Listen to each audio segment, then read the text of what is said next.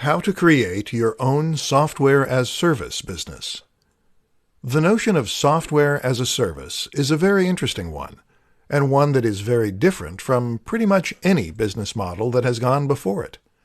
The idea is that you are providing a service, whether that's web design or contact management, and that this service is going to be provided automatically by using a piece of software. So instead of building websites for your clients, you are offering a piece of software that can do that for them. The great thing about these businesses is that they can provide services that would be impossible to offer any other way, and they can allow you to take a very backseat approach to running them, generating passive or near-passive income. So how exactly do you create such a business? 1. Come up with the idea. The first thing you need to do is come up with your business. This is easier said than done, of course, but one useful question to ask is whether you can in any way productize a service that you are already providing. This is how Matt Mullenweg came up with the idea for WordPress, by asking how his web design company could be made into a product, and thereby scale to unforeseen heights. Another question is to think about the tools you use on a daily basis and how they could be better as an SAS. 2. Implement the idea. The next step is to implement the idea. The problem with this is that it will very often involve programming using a web-based programming language. This is code that will run on a server, and common languages include PHP and Python. These are very complex for beginners, which is why the best option is often to outsource the actual creation of the product to someone who knows what they're doing. Use Upwork or something similar to find the staff. Alternatively, you can try using a social network building solution, several of which do exist. 3. Market the idea. Finally, you just need to market your idea. A good place to start is with your existing client list, if you have one, and from there, you can try building an email list as you would for any service. Often, SAS means B2B, but not always. Otherwise, you can try using advertising and more traditional means of internet marketing. Invest the profits you make into more advertising to scale up your business, and then watch as it grows. How to find a need in a market and fill it.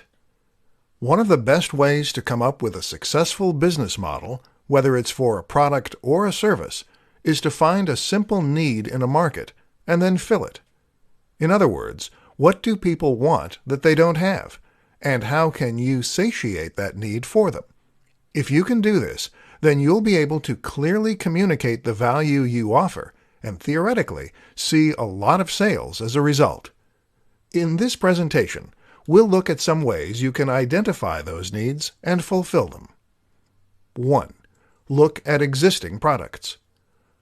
One way to find a gap in the market is to look at the existing products in that space. What you'll likely find is that a few companies have got the niche stitched up, but that there is still room for improvement and still room for new products. Ask yourself, who are these products not catering to?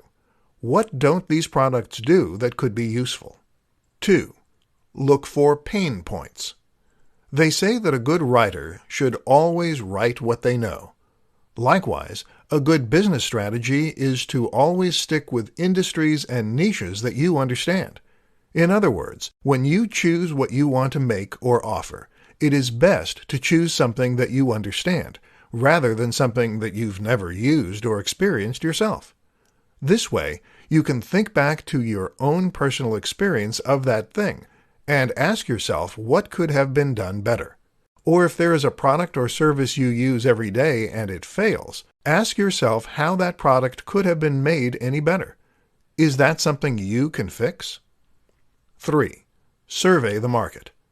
Another simple way to find things that aren't out there is to survey the intended market.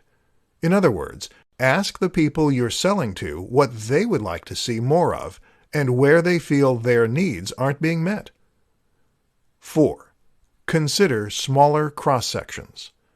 Speaking of the market, have a think about who the market includes and whether there is a group within that market which has distinct needs not felt by the rest. Maybe people who work night shifts could benefit from a twist on an existing product, or people with a certain disability. All these strategies can be fantastic ways to find new business opportunities. But remember that what made Steve Jobs so innovative and successful was his ability to anticipate what the market needed before the market knew itself. How to market your new disruptive idea. Got a new idea for a product or service that is going to be truly disruptive and change the way we see the world? Great. Only you're not the first, and you probably won't be the last either. The thing is, ideas are a dime a dozen, and actually the hard part is marketing those ideas and getting them to sell. That's where the marketing part comes in, and that's the difficult part. Unfortunately, it's even harder in many cases when your idea is exciting and new. Why? Because there is less point of reference and less context that you can use to explain your idea. So how do you get the word out about your new concept? Let's look at some options. In the beginning, the main aim of your marketing is often going to be explaining what your product is. This is your elevator pitch, and it's important that you've come up with a simple way to explain succinctly and clearly what your idea is, who needs it, and what they need it for. Another useful concept is to focus on the value proposition. In other words, where does the value come from with your new service or product? How does using this product make life better? Will your users be richer? Will they have more fun? Or will it improve their health? While the how and the what might be new, very often the why will be universal, and this will be key in communicating your message. In order to do any of this, though, you're going to need to think about whom your product is marketed to, and who will want to use it. This will tell you where to present your message, and how to present it. Have a think about the typical demographic that is likely to use your product, and think of comparable products and whom they are targeted at. Looking at comparable products is also a good way to get inspiration for your marketing. Finally, don't be afraid to embrace the newness of your product or service. In other words, if your product is so different that it stands out, then this can actually help it spread by word of mouth. Consider those 5-finger shoes by Vibram. These drew the eye so much that they practically marketed themselves. How can you get people talking about your brand? How to test an idea before bringing it to market. One of the worst things you can possibly do as an entrepreneur or any business person is to invest a huge amount of time and money into an idea that doesn't have an audience. If you spend thousands of dollars or countless hours developing a product that no one buys, then of course it is going to be money down the drain. And of course that may sound obvious, but it is an unfortunate reality that happens far more frequently than you might think. The problem is that we will often assume that because we want a certain product, that there must be market demand for it too. Or because something has been successful in the past, it will likely be successful in the future. This is not the case, however, and if you want to ensure your product will be successful, then there are some different precautions you need to take. In this presentation, we'll learn what those are. 1. Validation. In business terms, we call what we just described validation. The aim is to validate an idea for a product or business, and then test if it really has appeal. One way of doing this is to try selling the product or service before it's finished.